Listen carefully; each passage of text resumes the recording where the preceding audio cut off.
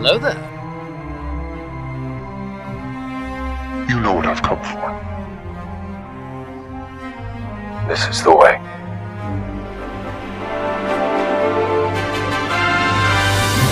I am a Jedi, like my father before me.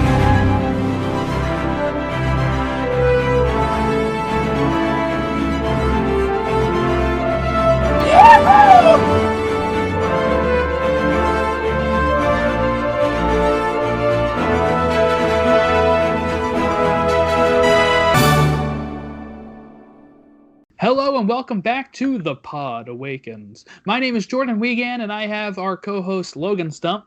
Hello. Matt Hartgrove. Hey there. I was wondering, I was like, is he there? I thought Matt went away. No. For people that don't know, we actually just recorded another episode of something else right before this, so it's just redoing the same type of opening, just changing the show name.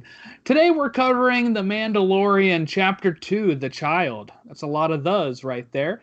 It aired on November 15th, 2019 on Disney+, back before coronavirus. Created by Jon Favreau, written by Jon Favreau, directed by Rick Famuyiwa, music by Ludwig Göransson. I'm going to read you a summary now. While returning to his ship with the child, the Mandalorian fights and kills a group of rival bounty hunters, aka Trandoshans, who ambush him. Nearing his ship, he finds it's been stripped by Jawas for parts and violently confronts them. When he tries to attack their sandcrawler, the Jawas stun him and drop him from its roof. The next day, he meets back up with Nick Nolte, Queel. I'm going to kill myself. Not pronouncing that name right. Helps him locate the Jawas and negotiate the return for his ship's components. All he needs to do is retrieve an egg from the Mudhorn in exchange for the stolen parts. And that's where we'll stop it. We'll get more into the actual how he gets that egg as we go in to the episode. I guess initial thoughts on this episode. We'll start with Matt, because I know you were not a big fan of the first 3 episodes. Well, I like the first one. The second two. Okay, are second two. Yeah, the second two are a little like they just kind of feel more like transitional episodes. Kind of getting you to initially see them. My opinions of it didn't really change the second time watching it. Like, it's still just something about it doesn't really stick out to me. Again, I think it's a good episode, and I think it's good for the show getting to the later episodes, but I mean, not much really sticks out to me when it comes to really anything about it. I reading some of the stuff here, like the summary, like, or the notes that you had on there. There's definitely some really good scenes, especially with the fighting, especially at the start. But yeah, it's just kind of there for me. There's nothing I can watch and go, I'm gonna definitely remember that. How about you, Logan? How's your thoughts on the Child episode 2? I like this episode, and mainly because they sprinkle in the Jawa, which is great because it again, that nostalgic feeling. And I liked how much action was in this one. And again, it just really proves how much of just a person Mando is. He without the gear, I'm not sure he's much else. Which is really funny just to see him get constantly brought back to Earth. But I think it had some great one-liners, which I know we'll talk about because it's all in the show notes. But yeah, I really like this one, and I like the child. I love how much attention. I know Matt's not a huge fan of how much he took over the show. But I really started. Yeah, and it is constant in this one. You really do start to see it, but I think it'll be better in season 2.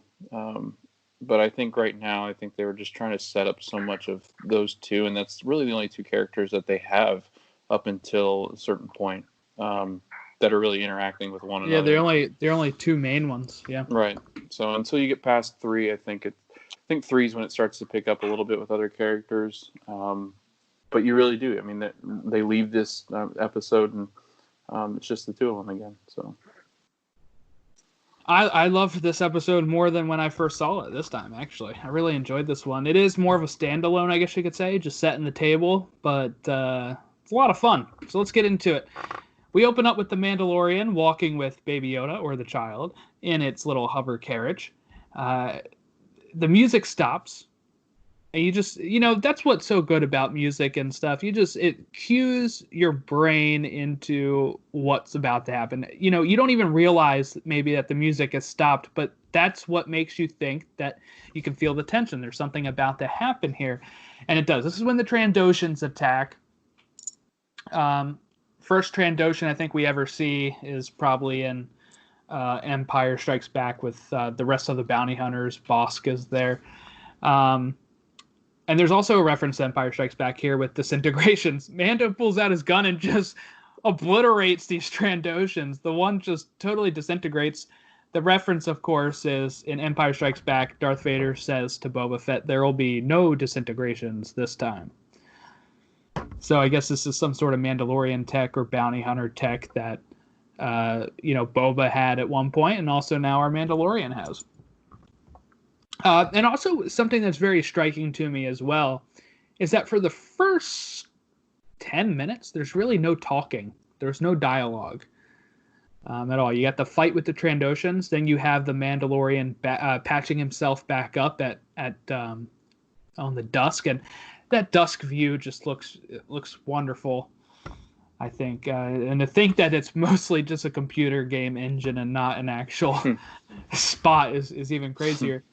And as he's trying to patch himself up, Baby Yoda tries to help, right? The child is trying to help. I don't think Mando realizes that's what he's trying to do. I think he thinks of the child as a child and thinks that the child is just being kind of, I don't know, attention seeking, I guess you could say. Did you read it that way, Logan? How did you read? Because he immediately picks up Baby Yoda, puts him back in his carriage, sits back down. Baby Yoda comes back again. He picks him back up, puts him back. I said here, it reminds me of my dogs. Yeah. They follow me around, and sometimes I'm like, no, go back over here. I got to do this thing, But did you read it the same way, that he doesn't understand what Baby Yoda is trying to do?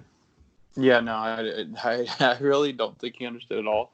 And I think because he's in his little hovercraft thing, and he follows Mando around, and I think he sees it more as what a dog does rather than what a healing 50-year-old child thing was trying to do, is healing. But yeah, I saw it more as that, and then I also saw it on the flip side. They're trying to show again how much the two obviously care for each other. I think they're building that relationship up. So.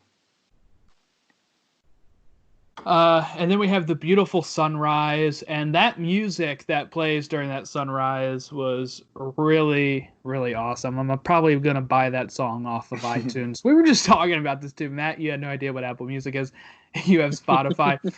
I think their music is on Spotify too, but I am still the person that needs to own the material. Mm-hmm. I've had free trials of both Spotify and Apple Music, and it's great. But then the thing is, I forget what songs I owned and what songs I didn't own. And then it comes to that trial running out, and I'm like, this is why I just buy the songs. So I think I'm going to have to get that Sunrise song, because they put out, each chapter has its own album on iTunes or Spotify. If anybody out there is interested, you can find the music. And Ludwig is so good at the music here.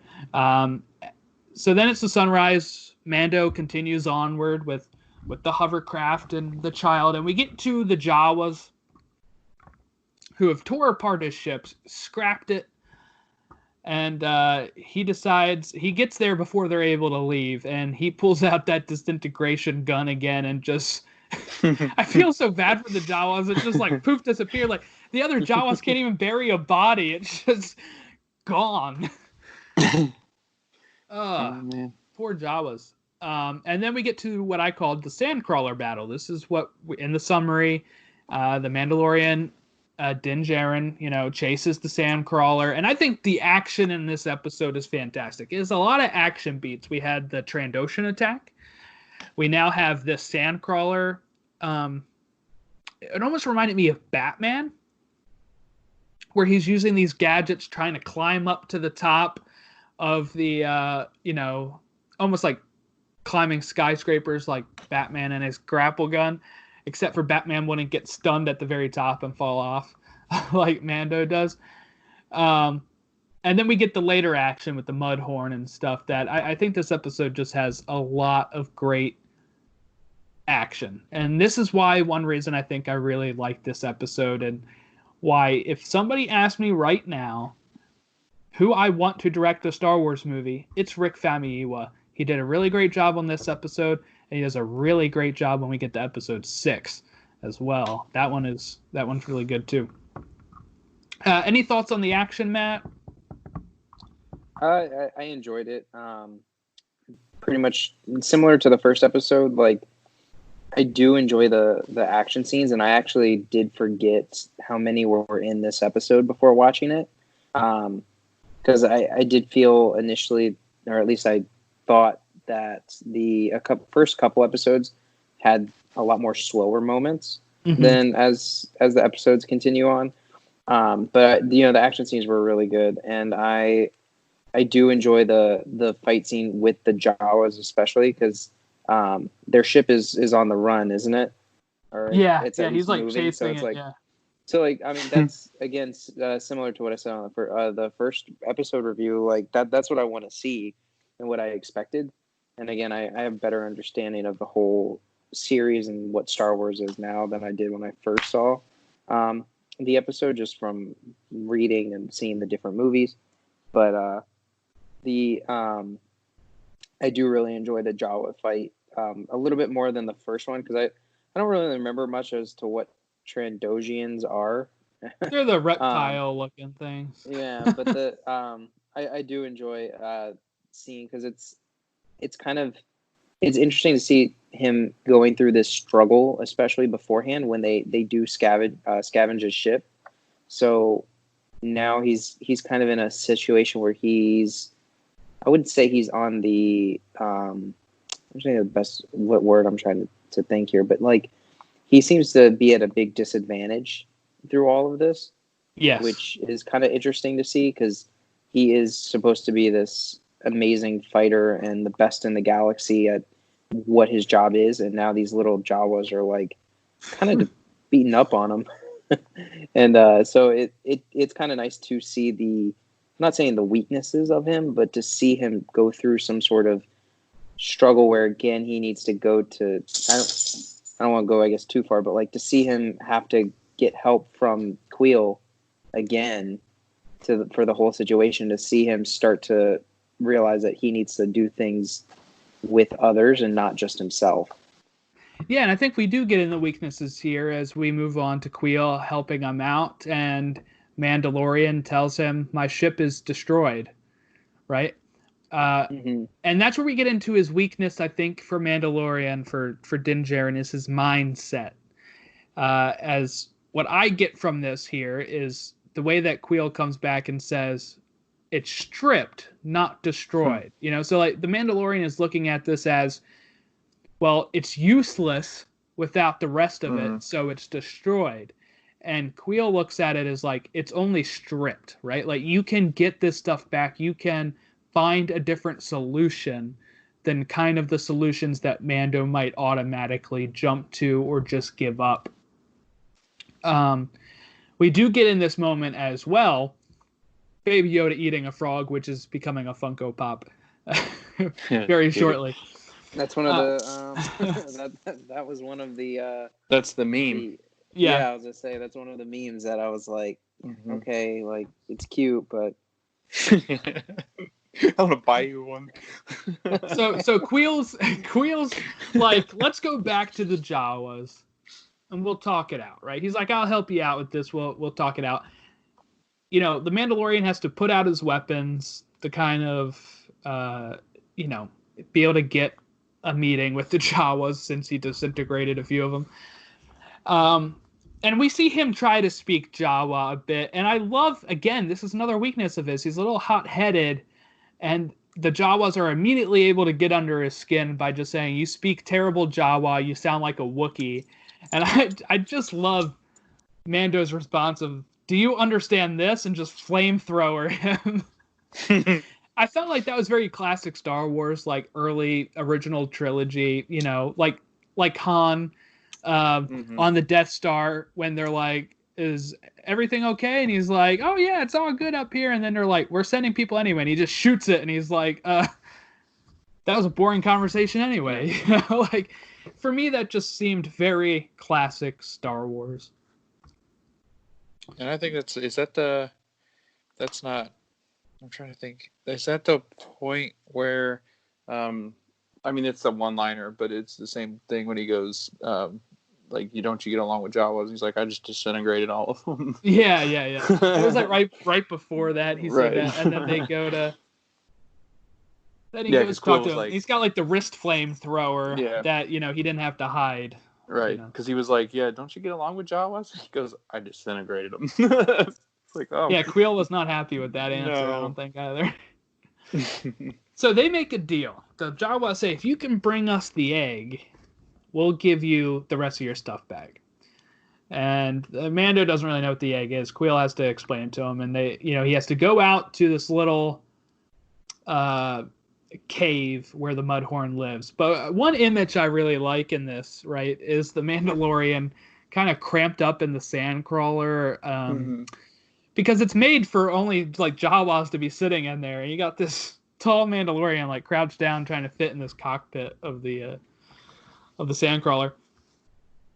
And then we get a shot that I think was used in some of the trailers and in some of the promotional pictures, and that's where the camera kind of hangs low on Mando, and as it rises up, you get the nice little sun behind Mandalorian and the sun blinding off of his helmet. It looked wonderful. And Matt, I think we get another scene that's really up your alley here. I put another horror-esque scene when he goes into the Mudhorn pit cave. Again, for me, it felt very horror-esque, where you don't know what's going to happen. He's looking for this thing, and then the way that the flashlight is, like, that seems very, like, I don't know, Blair Witch kind of. But, and then it just lands on the Mudhorn, and then the eye opens up, and it was, I love that scene. Your thoughts on horror in Star Wars? Is it something you want to see more of? I always will. I get terrified of it, but at the same time, I love it.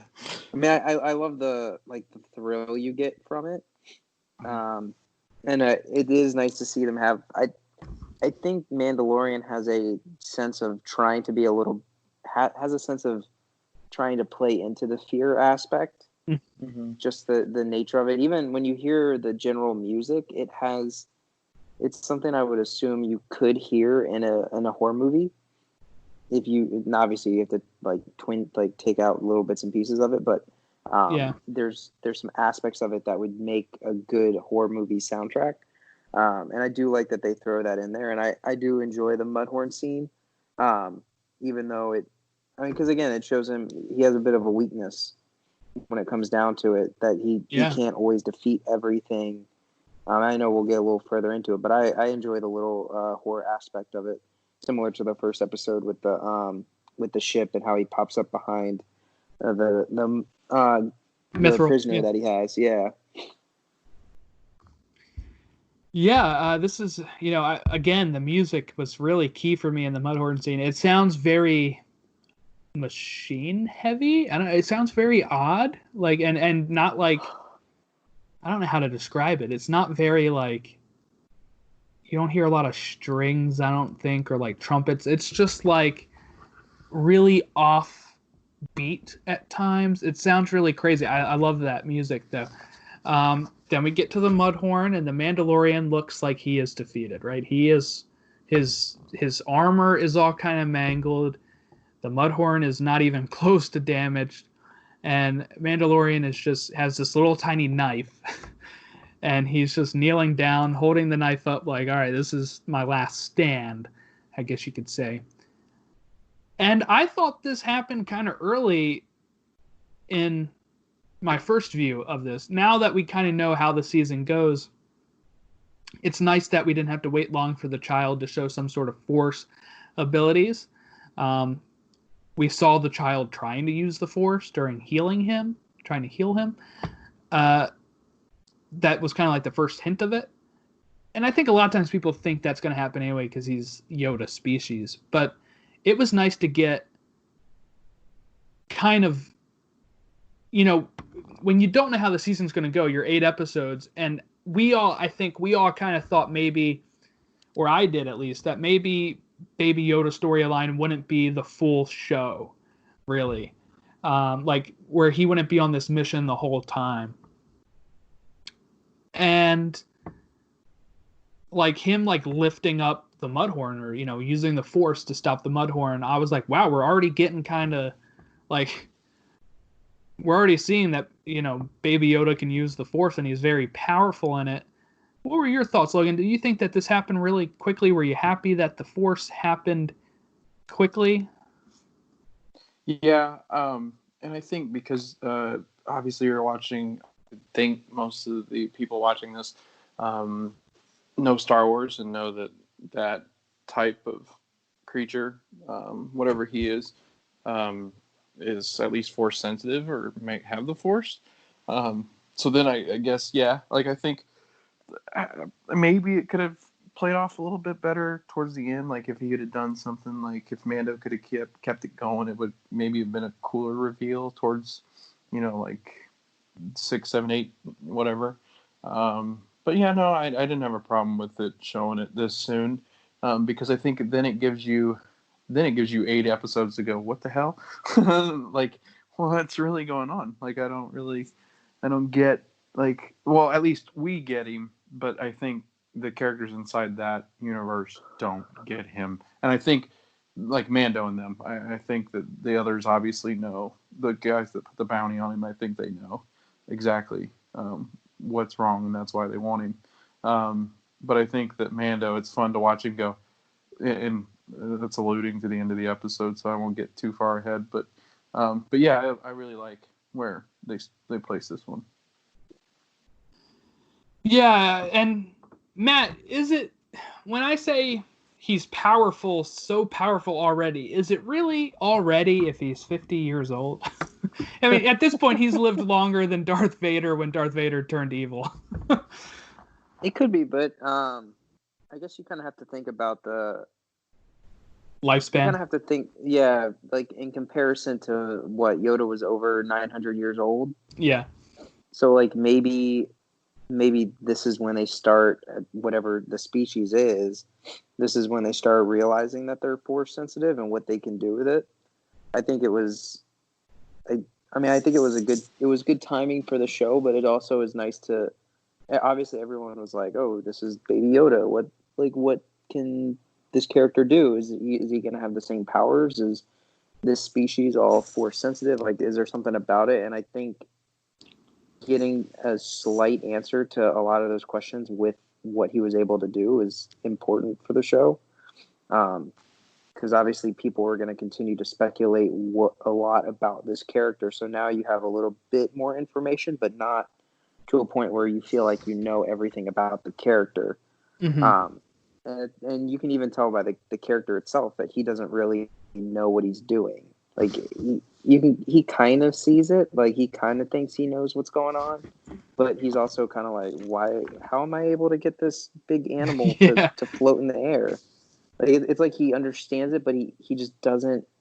He understands it, but he is doing it without realizing how important it is. Yeah, we get that in one of the later episodes where he thinks he was the one to do something when he wasn't, because he doesn't quite understand, I guess.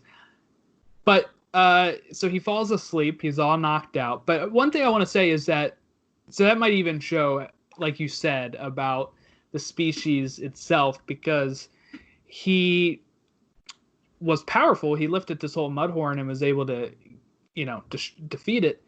But it wipes him out for a long time. That we see Yoda do amazing things, and he's pretty okay. He doesn't fall asleep right afterwards.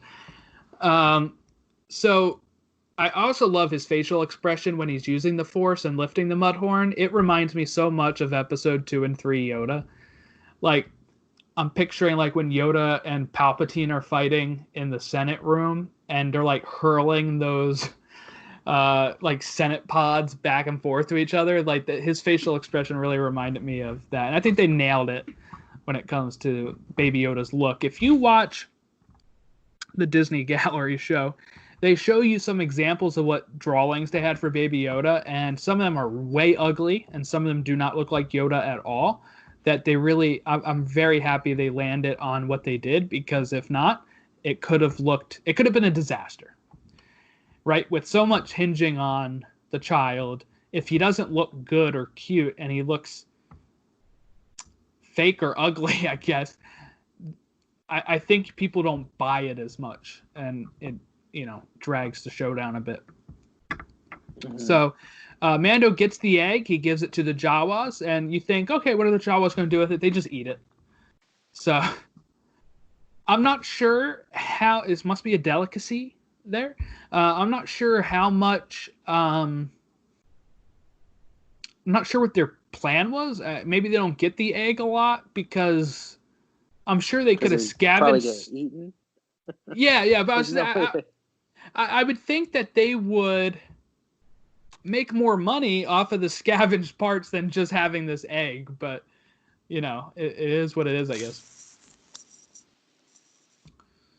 The Mandalorian gets his ship parts back, and Kuiil, I guess he told Kuiil at this time what happened, and Kuiil says he doesn't understand what happened. Can you tell him again? And Mandalorian's like, neither do I. I have no idea what happens. And I think that's a key thing, is that we, as the viewer of Star Wars, and even people that are not as familiar with Star Wars, understand kind of what the Force is and has heard pop culture references to the Force, that when you're watching it, you're like, oh, they're using the Force.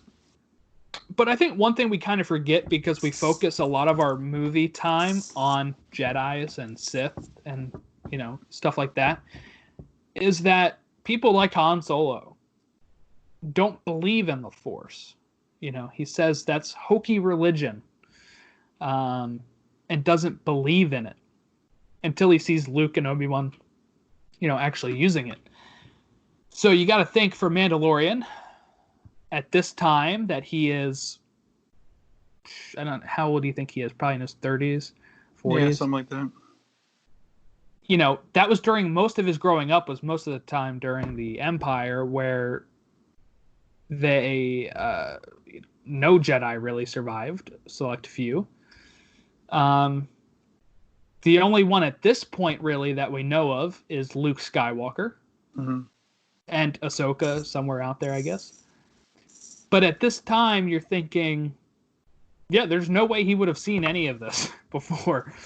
So for him, he's like, I have no idea what happened. And I think that's something key that they had to bring up in this episode, to make sure that, again, how rare not just Yoda's species is, but the Force is for regular, everyday people out there on the job.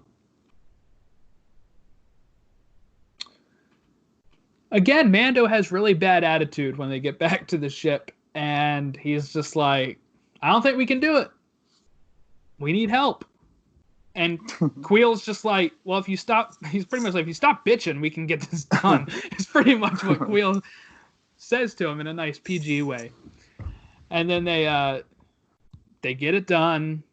I don't know how many days are supposed to pass here, because Mando says he doesn't think they can even get it done in a few days, but they get it done in 2 minutes of screen time. So quick, yeah. Quick stuff. And he offers Kuiil a spot on his crew, and he turns it down.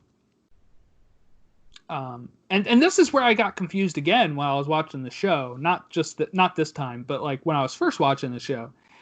And I'm sitting there thinking, okay, well, this is obviously the part where Kuiil joins the crew, and then the next episode we'll probably get Gina Carano, and we'll get all these people as a crew. And he's like, nope, I'm good. Got my own stuff here. Yeah. And I was like, okay, I guess we're not doing that. And you're like, is that the end of Nick Nolte and Kuiil? But right. watching it this time, I think it really kind of fits a little bit better now that we know how the rest of the season kind of pays off, and that Queel does come back later on. So the ship takes flight. The child wakes up finally, and then the show's over. This one was a short one. This one was only 30 minutes long of an episode. But overall, I really enjoyed that one more than I had remembered. Any other last thoughts on it? Go ahead, Logan. It does like what you're saying, and when you were expecting it when you were watching the first time, and I think I had the same thing. Like, I swear there was more characters on this thing, and every character that they show in the promos, I'm like, they already got rid of. Like, they're already gone. Like, they're gone from the guy that I forget the guy. I always forget the guy's name. Yeah, Grief. And I'm like, man, they're always like those guys were supposed to. I'm like, this is really confusing, but it is. It's kind of like if you watch Mandalorian, watch it as if you're watching like. I'd almost recommend watching it as like a 5-hour movie. Like it's long. It's got great cinematography, and like I think the build up of everything and just the pictures and the scenery. I think that was a big thing, and with Mando, because he doesn't talk a whole lot. I think they really rely on his facial expressions and stuff to really tell a story. So I think that's also why these you have these really longer episodes of him. Just there's only a couple things that he does, and he doesn't meet up with people right away. But I think it's because there's such an interaction between he and the child that don't have words, that you have to kind of wait for it to play out for it to work. Yeah, I think I agree. Matt, any last thoughts before we pack up this early review here? Quick review. Not really. I mean, it is a good episode. I mean, it was a little better the second time. It still is not in my top for this show. Just because again, it just does feel it's a good episode for building a little basis behind all the characters, especially Mando and the asset. I'm trying my best not to call him Baby Yoda, but it gets better though. I definitely think as time goes on, the show itself continues to get better. And yeah, I mean, I don't have too much. Definitely more episodes coming up. I have more thoughts on because I definitely a good episode. Just it's not gonna ever be on my top of the first season. All right. Well, we don't have any other sort of news going on yet. I'm hoping we get some Mandalorian Season 2 news soon, like a trailer or something. If you want to contact us, you can reach us on Twitter, Instagram, all that stuff. Pod Awakens is the handle for all of those.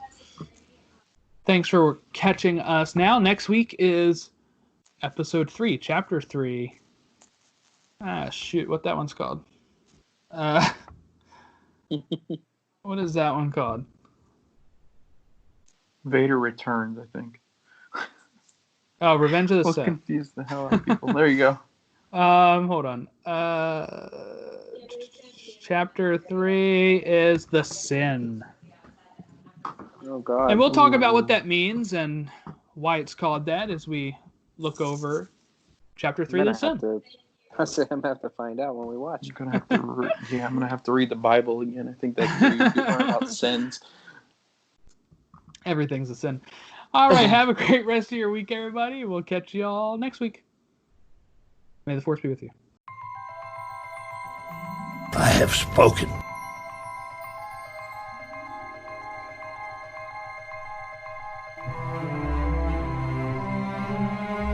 It's over, Anakin!